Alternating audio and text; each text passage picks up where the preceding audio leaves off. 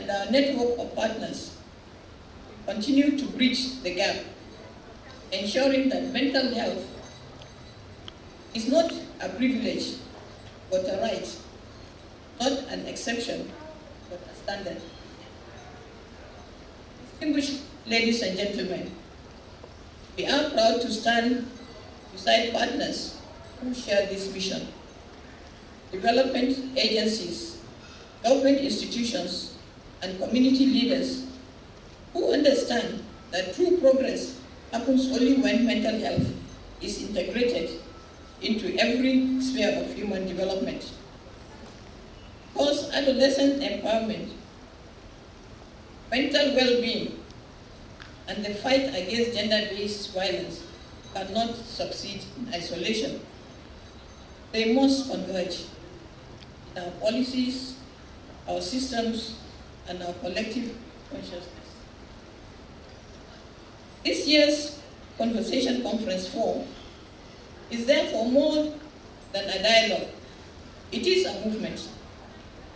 It is a rallying point for evidence, empathy, and engagement. It is where research meets reality, where stories spark strategy, and where ideas become action. As we begin, I invite you all to go beyond listening. Let us connect, challenge assumptions, and reimagine what inclusive, compassionate, and sustainable mental health can look like for our people here in Nigeria and beyond. To every expert, policymaker, academics, and advocates here present, it is a testimony that you share in this commitment. You are incredible partners and sponsors, namely Reconnect HDI, Plan International, International Rescue Committee, Red Aid Nigeria, CBM Global, Action Against Hunger, Synagogues, and the Leprosy Mission of Nigeria. We thank you very much for your unwavering commitment in this cause. I also want to commend the organizing committee of this conference for their exceptional professionalism in delivering this 4th edition. And to every participant, we thank you for lending your voice, your time, and energy in this discourse. Ladies and gentlemen, as we proceed, may our discussions be bold, our insights transformative, and our actions sustainable. Let this conference be a defining moment, one where awareness gives birth to action, and action builds a healthier, more compassionate Nigeria. Let today be a day of insight, collaboration, and renewed resolve. In conclusion, ladies and gentlemen, I once again want to warmly welcome you to this Conversation 040, where minds connect, voices matter, and transformation begins. Thank you very much, and I wish also all of us a very meaningful and impactful event. Thank you for your attention.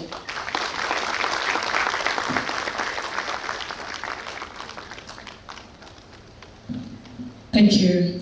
Once again, ladies and gentlemen, can we give a round of applause for the chairperson of Intersect Consortium? Thank you so much. We'd like to thank you. Thank you. Thank you very much. And like she has said, this conversation, this platform exists just so we do not treat mental health as an afterthought. Mental health is very important to the existence of human beings, and that's the reason why we have a platform as important as this to bring in policymakers, to bring in key stakeholders, to bring in practitioners in the mental health space to be part of conversations as important as this. And that being said, I'm going to get into inviting some of our partners that are here present to kindly come forward and give us some goodwill messages. I'd just like to establish the fact that our time is already fast spent, so we're just going to be very quick and snappy with the goodwill sessions as much as possible, maybe a minute or two, just to say hello and to greet us and just to establish your messages, and then we can move on very quickly. Thank you. Thank you very much. All right, so ladies and gentlemen, at this point, I'd like to very quickly welcome on stage first the country director of CBM Global, Abdulaziz Musa. Please, can we give a round of applause as he comes on stage? Thank you.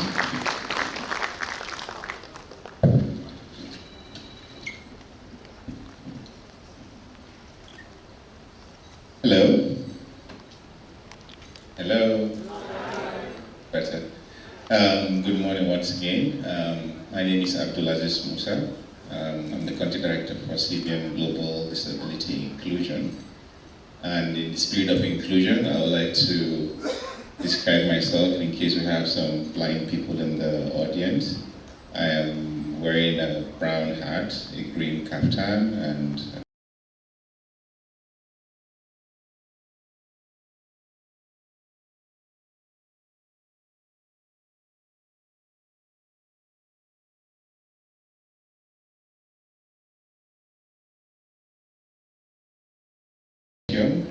a team we deeply admire for their passion, innovation, and refusal to treat mental health as an afterthought. Thank you for bringing us together to push the boundaries of what's possible. At CBM Global, we've spent the last few years working alongside communities across Nigeria to make mental health care inclusive, rights-based, and community-driven. From supporting peer-led recovery models to strengthening health systems, our work is grounded in one simple truth. People are not problems to be solved. They are partners in change. And speaking of change, our work in neglected tropical diseases, NTDs, has also evolved. We've moved from treats and retreats to a more human-centered approach that listens, respects, and restores dignity. Because whether it's trachoma or trauma, care must be compassionate and not clinical alone. Now, I am thrilled to announce our upcoming partnership with Reconnect HDI, which is one of the affiliates of Intersect, on a new initiative which is titled Bridging the Gaps in Women's Health and Wellbeing in Benue State. This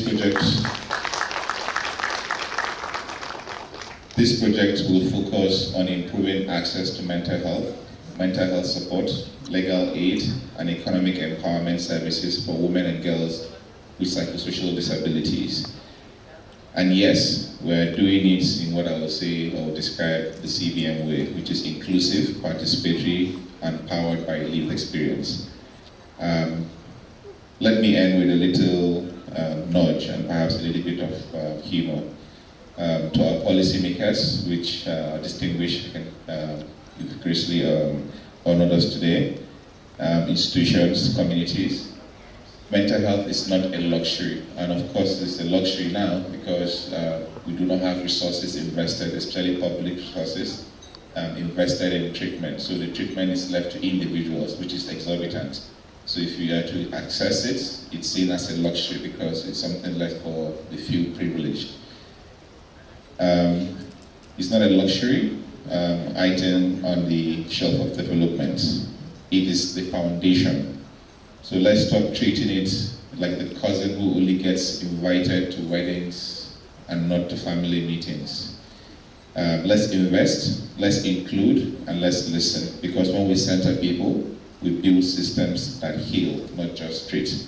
Thank you, and let's keep bridging those gaps together. Thank you very much. Thank you very much. Please, once again, can we give him a round of applause? And that was the country director of CBM Global. Thank you so much, Abdulaziz Musa. Thank you. And moving on very quickly, would like to call on our next partner, our next development partner here is from the International Rescue Committee, and the country director here is Dr. Tunde Ojei. Please, can we keep clapping for him as he comes forward? Keep clapping. Thank you very much. Thank you.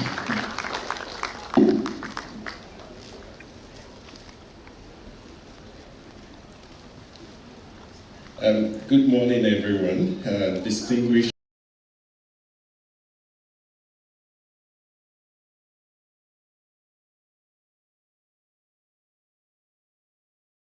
National Rescue Committee, IRC.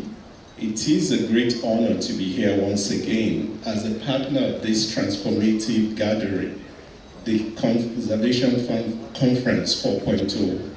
Our presence here today is not just a formality, it is a reaffirmation of our firm commitment to advancing mental health as a core pillar of humanitarian and development work. We're here because we believe mental health is not an afterthought. It is the foundation upon which resilience, recovery, and productivity are built. When people's minds are healthy, they can rebuild their lives, support their families, and contribute meaningfully to their communities. The RSC has witnessed firsthand in conflict zones, displacement camps, and crisis-affected communities how mental health and psychosocial support can restore hope where it seems lost.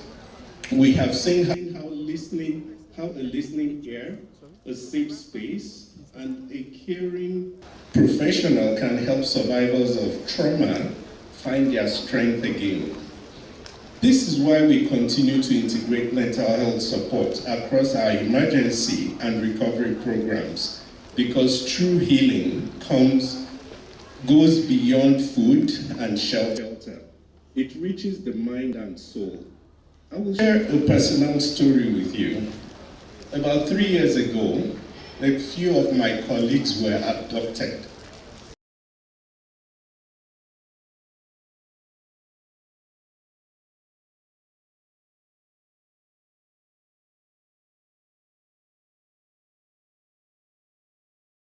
For the entire organization, I'm sure, we had to take psychosocial support to be able to go through it. But today I'm standing in front of you and I'm saying this is really something, it's real. And it's not just something that we look from a stigmatized view or lens, because it is real and it doesn't respect your status or who you are. And we need to make sure that we have those services available and accessible. Therefore, our support for this conference is both strategic and deeply personal. As we gather today, let us remember that mental health is everyone's business, from policymakers to practitioners, from CEOs to caregivers. Together, we must continue to push for inclusion of mental health in national budgets, in workplace policies, and in emergency responses. Let this conference not just be another meeting, but a movement that insists that no one, regardless of where they live or what they have survived, should ever be left without psychosocial support. RSC stands with all the partners here today in saying enough of the silence, enough of the stigma, and enough of neglecting mental health. It is a time for action, for accountability, and for collective investment.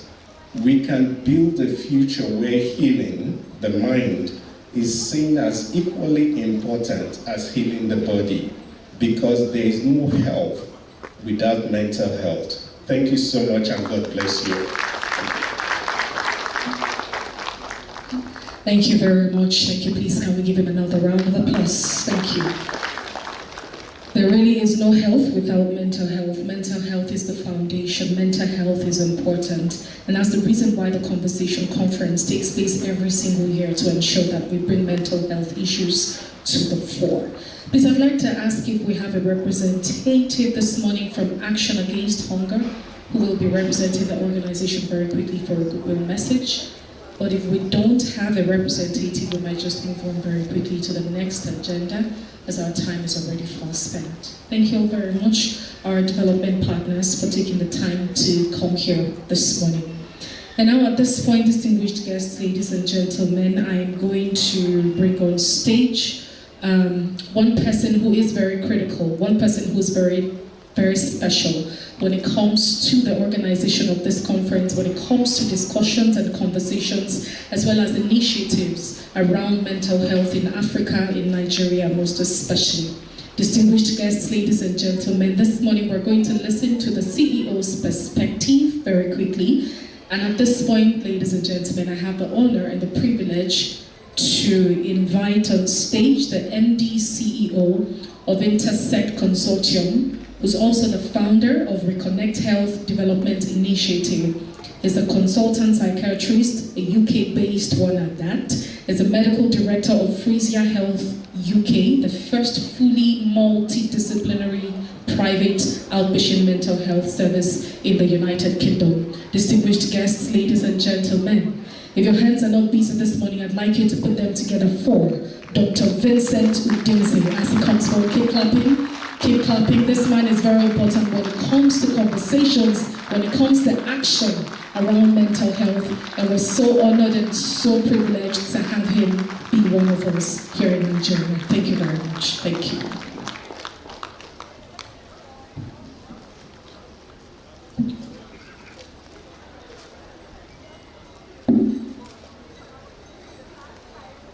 Our chairperson, Senator Benigo. Ladies and gentlemen, please permit me to stand on existing protocol. My name is Dr. Vincent Udinze. Yes, I am the CEO of Intersect Consortium, but more importantly, I lead a team of people that are committed, dedicated, and are responsible for where we are today. I only sit at the top, but actually the work is done by the rest of my team, and I celebrate my team.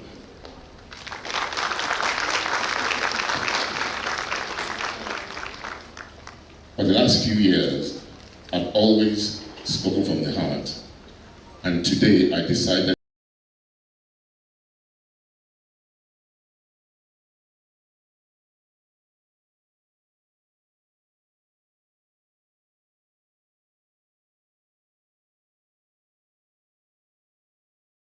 heart. TCC 1.0 was about 4 years ago. The idea was really about getting us to start thinking collectively around issues about mental health, recognizing that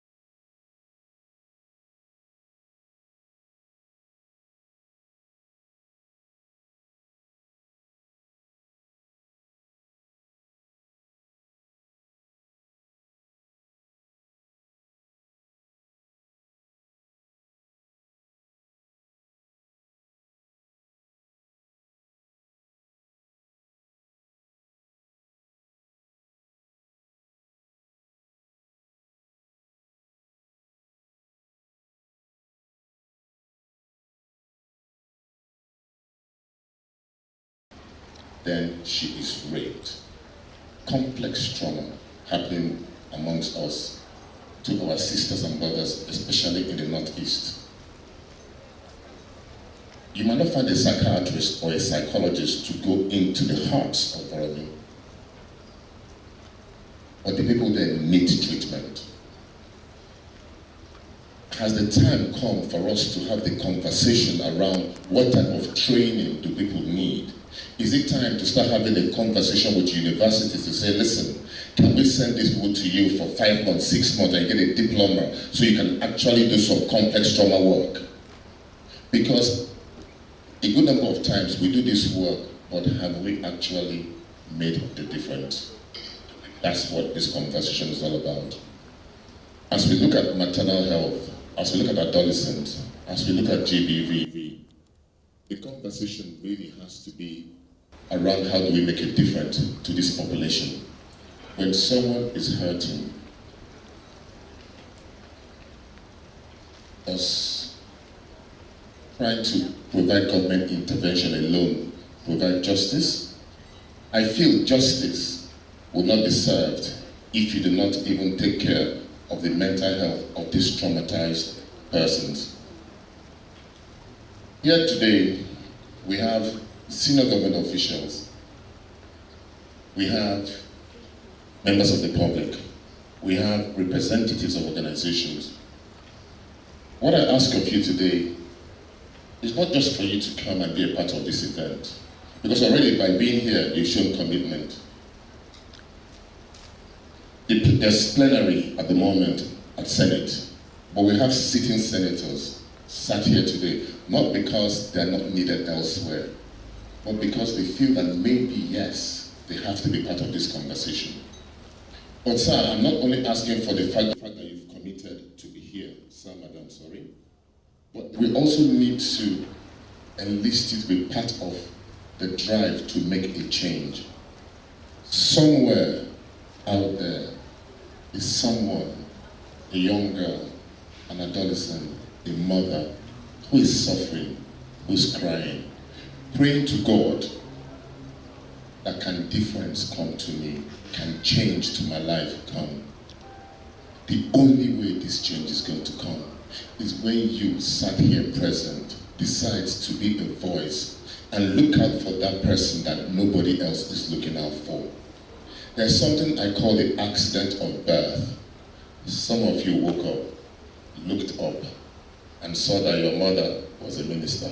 Great. Father, senator. Great. Welcome, Senator Bent. But some of us wake up and look up. My mother sells tomato, I have no father. Just an accident of birth. So what if you here present was born into that family that had nothing? Your prayers will be that for those that have, let them do something for those that do not have. Ladies and gentlemen, the conversation about mental health in the workplace is an ongoing one. A lot of workers suffer. There's distress, there's stress, there's poverty. People can't get to work.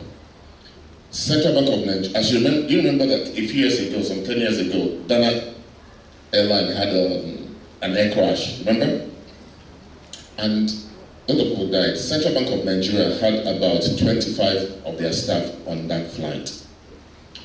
The director of HR asked Central Bank of Nigeria, do we have an employee wellness program? Central Bank did not. The director of HR came from MTN South Africa. She was completely shocked that an organization as big as Central Bank of Nigeria had no program for its staff on mental health. He called me and I attended. My team went in, did the briefing for all the families. So the next question was going to be, Central Bank now should have an employee wellness program. You would think it would be commonsensical, isn't it? No, it wasn't. Because what happened was there was now a fight between HR department and medical department. HR said, wellness is with HR, illness is with medic. Medics say, illness and wellness is with medic. As a result, nothing happened. Both directors put their foot down. It's either I get it or nobody gets it. Now, these are the directors heading an organization with over 5,000 staff. So what am I saying? Even where you can influence, please, let's start this conversation. Ask, you supervise ministries, don't you? You supervise MDAs. Ask the chief executive, what is the mental health program you have for your staff? That is the beginning. For country directors, as much as you are also impacting people in war-torn areas, in places of distress, have you looked at the mental health packages for your own staff? I do not plan to stay here for too long because the program is long, but I just want to say to everyone, thank you very much for coming. We hope that will make a difference today. Let the conversation continue. Thank you.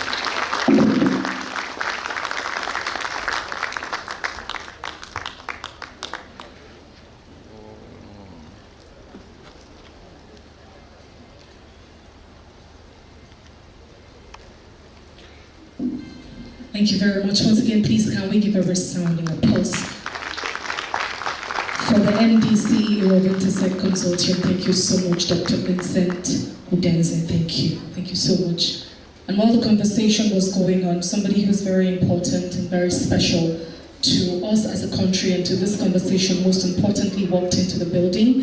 And at this point, ladies and gentlemen, I have this honor and this very rare privilege to welcome and recognize this morning the very distinguished presence of distinguished Senator Dr. Grace Bent. Please can we give a resounding applause as we welcome her. One of the Amazons leading and making sure that we have a great country. Thank you so much. We'd like to thank you for your presence in this space with us this morning. Thank you. I'm informed that we have the representative of Plan International. Please, if you're in the house, kindly let me know and we can bring you up very quickly. Plan.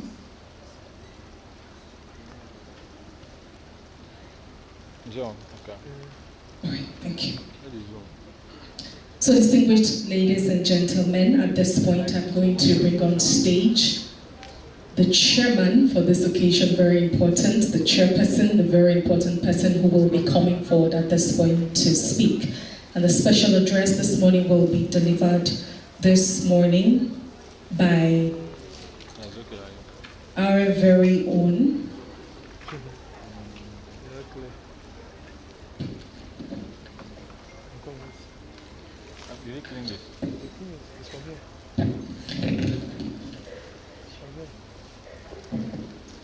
All right, thank you.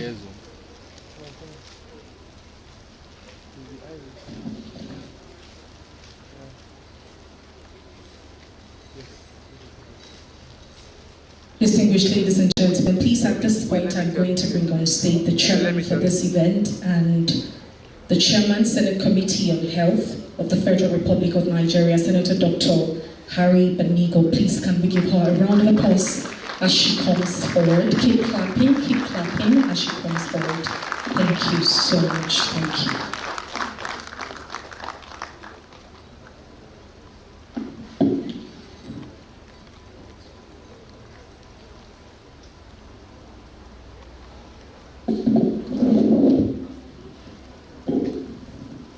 Good morning, everybody. Good morning.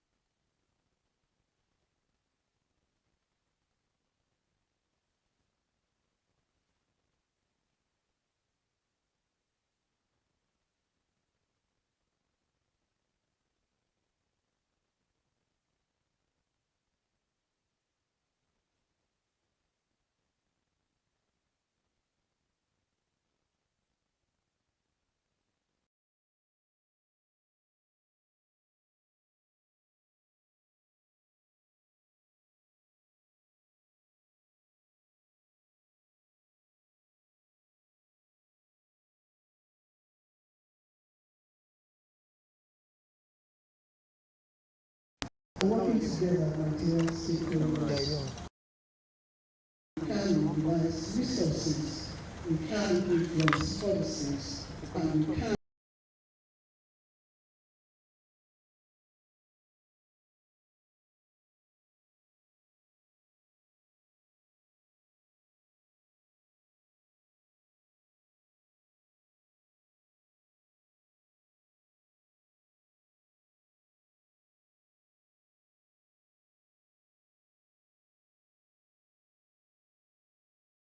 nation, community, and once again, I wish to commend the advocacy that is going on by the Intersect Consortium.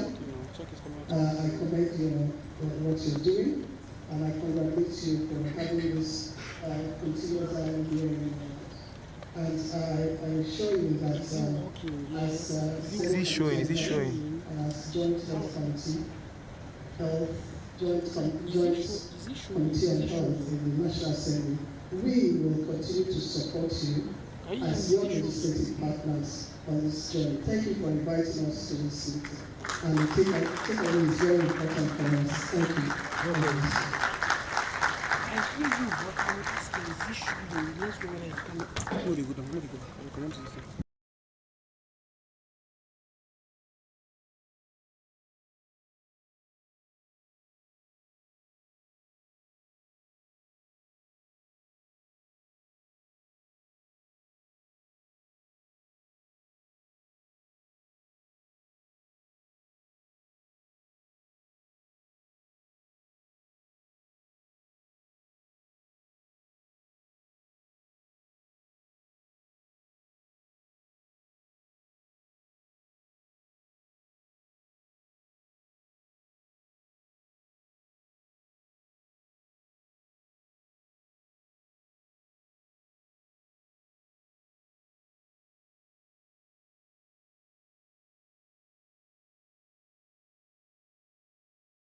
Raise for Lashadi Ben, CON, please come.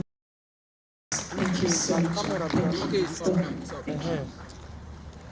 All right, distinguished ladies and gentlemen, as we move on this morning, we're about to get to the point where we will step it up in our conversation this morning. And one of the things that we do as much as possible is to bring very critical issues around mental health in the country, around mental health across Africa and the rest of the world to the fore. And this morning, to push us further in this conversation, I'd like to take this time to welcome our keynote speaker, who will be coming forward to deliver the keynote address. And this morning or this afternoon, it is my very honor and the rare privilege that I have to bring on stage a thought leader and a great scholar, a very distinguished one at that. And he will be speaking this morning. He's someone who has been an advocate for mental well-being, and we're so honored to have him here with us. Distinguished ladies and gentlemen, please put your hands together as I bring on stage our keynote speaker for the keynote address, Professor Taiwo Lateef Sheikh, MBBS, MSc, FWACP, MSAT, GMH, Harvard. Ladies and gentlemen, please can we give him a resounding applause as he takes his time to greet people who are here and joins us on stage very shortly. We'd like to thank him. Thank you so much. As someone whose research and teachings and works have been very beneficial in the space of mental health. Thank you very much, ladies and gentlemen.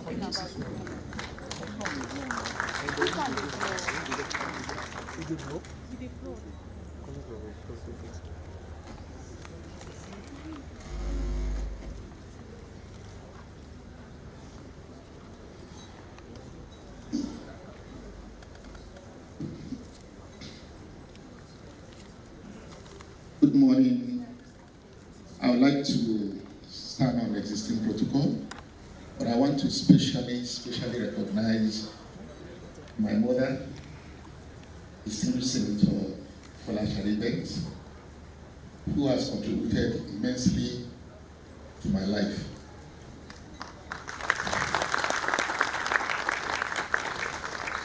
I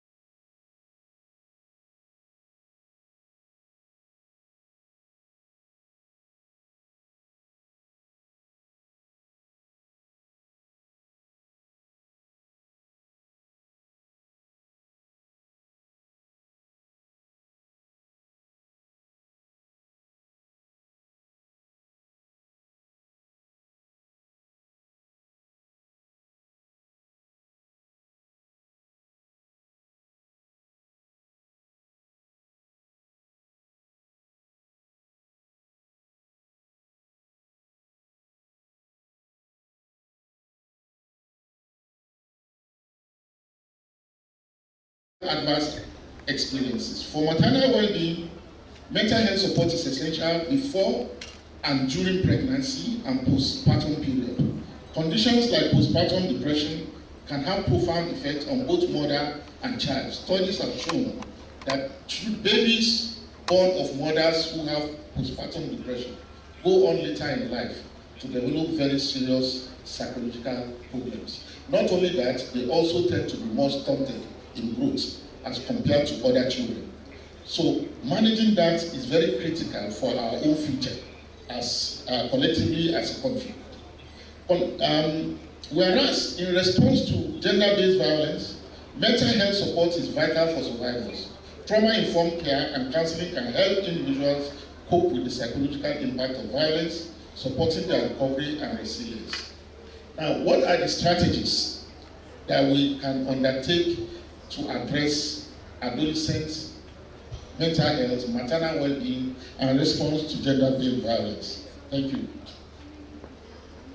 Effective and sustainable mental health strategies that will address adolescent mental health, maternal well-being, and response to gender-based violence should be person-centered, community-based, and whole society approach. And when we say whole society approach, we start with person-centered. And a person-centered approach involves identification of persons in need and enhancing access to interventions both individually and as a group. And this, when we break it down, it includes adolescent health. Most adolescents are in school. So when we integrate mental health into school programs, this is going to really help our adolescents. So implementing mental health education and screening in schools can help identify and support adolescents with mental health issues. Mental health and high school curriculum guide is a resource that helps teachers integrate mental health education into their curriculum. We also do have youth-friendly mental health services, providing accessible, confidential, and non-judgmental mental health services that cater for the need of adolescents. We also have peer support groups. But very importantly, adolescents like keeping their secrets. They don't like exposing themselves. So it is important that we have interventions that actually respect the confidentiality of adolescents, increase accessibility without making noise about adolescents' mental health, and it must be non-judgmental. These can be delivered through technology-based interventions, such as crisis helplines for suicide prevention and mental health and psychosocial support that they can access from the private room of their homes, using things like phone calls, which can be toll-free, WhatsApp messages, SMS, Facebook, Instagram. These are things that adolescents will rather enjoy rather than taking the pain to walk to the hospital.